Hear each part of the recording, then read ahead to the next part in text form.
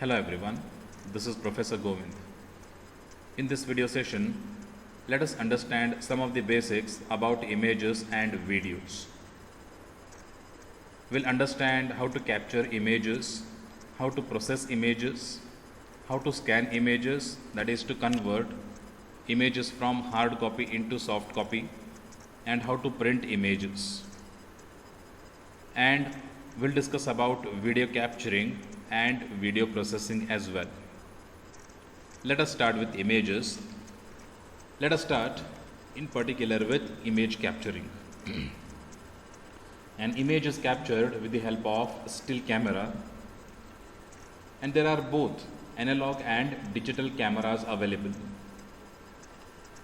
Nowadays, if you talk about these modern technological days, we have a usage of digital cameras more, because digital cameras are more effective, easy to use, and also they produce quality output.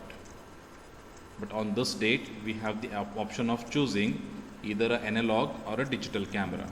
Option is left to the user.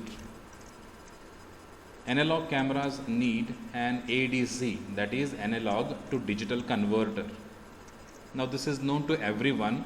If you wish to store anything in your computer, be it an image or any other file, it should be converted into digital format first. If you are storing anything in your computer, it must be in digital format. Same rule applies to the images as well.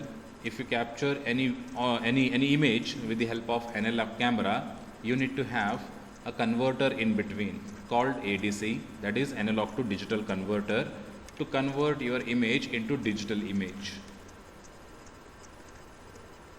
And such a device called ADC converter can be interfaced, can be attached to your computer, and images can be inserted into it.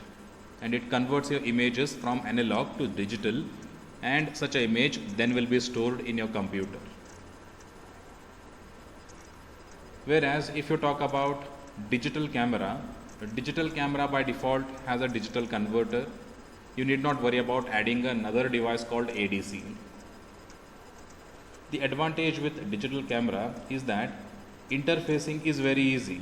You just have to connect that digital camera with the help of a cable, which generally will be a USB cable. Interface will be like your pen drive. That is what is USB. Cameras are portable storage disks. Some of the digital cameras have portable storage disks. They have memory cards in it. You just can take out that memory card, insert it in your computer, and images can be transferred from camera to the computer. So digital cameras have more features. Interfacing is easy. If you don't want to remove the memory card, you can connect your camera with the help of USB cable, and you can connect it with your computer. If not, you can take out that memory card which is available in all the digital cameras, insert it in your computer or CPU, and you can then transfer images from camera to the computer. Whereas such features are not available with analog cameras. You might have seen some of the analog cameras, the older cameras which are still available, of course, in the market. Now, there are various factors you need to consider while selecting or while capturing an image or while selecting a particular device to capture the image. Like you will have to have a look at the resolution considered in megapixels, in MPs, optical zoom, LCD display, USB, how to transfer image, what is the mode that particular camera has to transfer images or data from camera to the computer, etc. All of these you will have to check in order, or while capturing image or while selecting a particular device or a camera to capture the image. These are the factors that you need to check. Digital cameras are generally sold with image processing software. There will be a default image processing software available with a particular brand of a camera. A standard digital camera can have configurations like megapixels, as I said earlier. That is what the features that these digital cameras have. It comes with the configuration like resolution in megapixels, optical zoom, LCD display, USB, infrared, Bluetooth or Wi-Fi interfacing, etc. So this is about capturing image using camera. Quite easy. Let us talk about image processing now. The second part of the component called images. Images captured can also be processed. It is not like once you capture the image, it cannot be customized, it cannot be modified.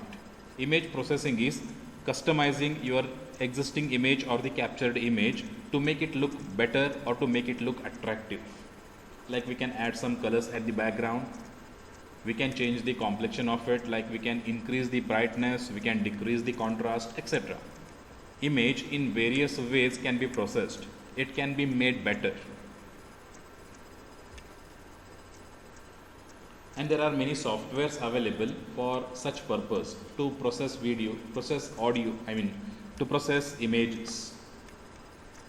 A computer image, either 2D or 3D or any other format, right from scratch can be drawn with the help of any one of the graphic editors such as Windows Paint, CorelDRAW, AutoCAD, etc. These softwares or applications provide various tools to draw and edit images according to the requirement. Some photo organizing softwares, some of the applications also help us in creating albums. Creating albums in the sense we can group some of the related images and we can call it as an album. So there are various image processing softwares available. Some of the popular ones are Adobe Photoshop. We have something called Maya. There are many more available which are quite famous, which are quite easier as well to use. And image processing is changing the basic look of your image, changing the colors at the background, changing the other features of the image. How do we print image? The next part of this slide is, the next part of this particular video session is how to print the image. Printing is done using various printers. It depends on what kind of image you wish to print. If it can be printed with black and white, then go for laser. If you need to have a color printout, if you want to have a color printout, then you should go for inkjet. Or a plotter can be used to print geometrical drawings. For having a geometrical drawings or the images, you can even go for plotter. Plotter is nothing but a big size printer. So image can be printed using one of these printers. It can be either impact or non-impact. Generally non-impact is used. And if you want to have a color printout within it, you can go for inkjet. And scanning images can be done using scanner. As I said earlier, a hard copy of image is fed into a computer system. A hard copy of image is transferred into soft copy. Anything which is available or printed on a piece of paper, either a handwritten or a printed format, can be converted into soft copy by using scanner. We'll have to insert a paper within the scanner, feed in the scanner with a paper, click on scan, and whatever is printed or drawn on that paper will be converted into soft copy, and the scanned image you can store in any pattern that your computer or the operating system supports. Like it can be stored in JPG or BMP or GIF, various file formats of the images. So this is about image processing, image capturing, scanning images as well as printing images. Let us now talk about video capturing or generating videos. We can capture video with the help of analog or digital movie cameras. Unlike still image capturing, moving pictures need skill to operate the cameras. So it is quite difficult, rather it is not difficult but tedious to capture a video as compared to capturing images. It requires certain skills to capture videos in a proper format. Analog video cameras use videotapes and digital cameras use memory cards, CDs, DVDs to record the video. For amateur and easy handling video cameras come in handy sizes like camcorder, handycam, etc. Whereas professional high-end cameras are bigger in size due to their high resolution and optical or digital zoom, quality lens, fast shutter speeds, etc. So it depends on the designer, or it depends on the user what kind of cameras you would like to have. You can go for a normal usage video capturing devices which are quite inexpensive, and but to have the quality output you should go for high end video devices, video capturing devices. Let us talk about video and audio processing now. The captured video along with audio is transferred to our PC by an interfacing device, like by using USB or infrared or Wi-Fi, or even by using Bluetooth signals. The saved file may take any format of video such as MPEG-1, MPEG-1, MPEG-2, MPEG-3, AVI, MOV, WMA, etc. These are various video file formats available.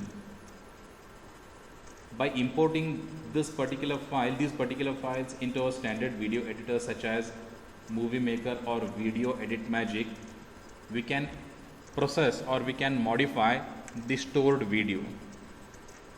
Like we can process the images, we also can process video or audio files as well. Flash Player is one of the popular software available. We also have Maya, a software called Maya, and there are many more softwares available using which you can edit the existing video or audio files. Like you can add some additional music at the background if you have a video already, or if you have audio you can add a video into it. We can include a video into it.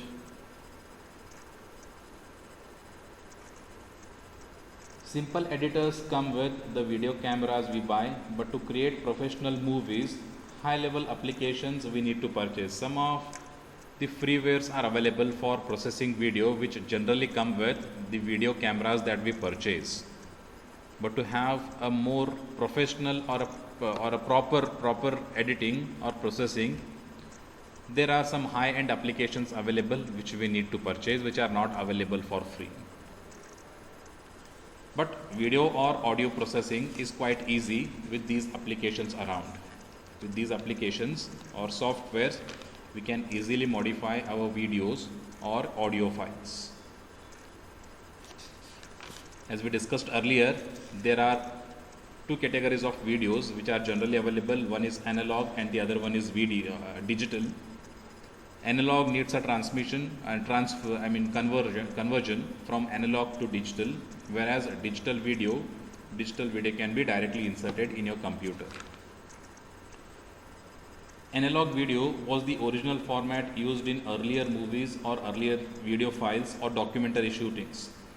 Analog video is captured using analog video camera or video recorder and stored on film rolls or magnetic tapes, a black color tape with a carbon shading, you might have seen. The stored video was then played using analog projector or video cassette recorder. You might have seen the earlier video cassettes or the audio cassettes. They used to store such images or videos on a black paper shielded by a carbon plate. It faced many problems, like the camera size was heavy, reshooting proved costly because of use of extra tape or a film roll. Preview of short scenes was not instantly available. Preview was not at all available instantly. The clarity or the quality was limited, and the application or applying special effect to the video was very difficult as well as costly. Hence they came up with the other category of video called digital video. Nowadays, in these modern days, almost everywhere digital video file formats are used. Analog file formats probably are into history now. Nobody prefers to use analog file formats because they are expensive as well as they don't have many customization options. Hence, all of them use digital videos. Digital video is captured using digital camera. These digital video cameras have built-in memory. The camera can be easily interfaced to your computer using either HDMI or USB cables. Then with the help of video synthesizers like video for Microsoft Windows, EditMagic, etc., we can easily process our videos. Easily video can be edited with using any of the softwares which are used for processing, like we discussed earlier. These video files or these videos can be played using LCD or DLP projectors, LCD, LED plasma television sets, or any monitor, any video display unit. The special effects are achieved in digital video by merging and applying various dynamic and masking effects. The animation applied to the video is called composition. We can compose our videos. Popular composition softwares are Adobe, After Effects, Fusion, Autodesk, Combustion, etc. So this is about digital video. Let us also discuss about some of the advantages of digital video. The video captured camera size is small and compact, and we can get a quality output. Instant preview of video is available with digital cameras. With digital videos, editing and applying special effect is quite easier, and digital video file formats can be played using any device like LCD or LED TVs, LCD or LED monitors, or for that matter any video display unit. And digital files also can be transmitted online using internet connection. So this is about digital and analog video.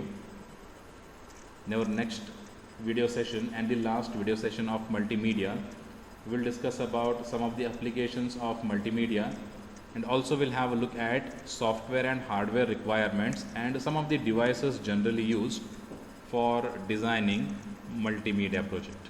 Thank you everyone.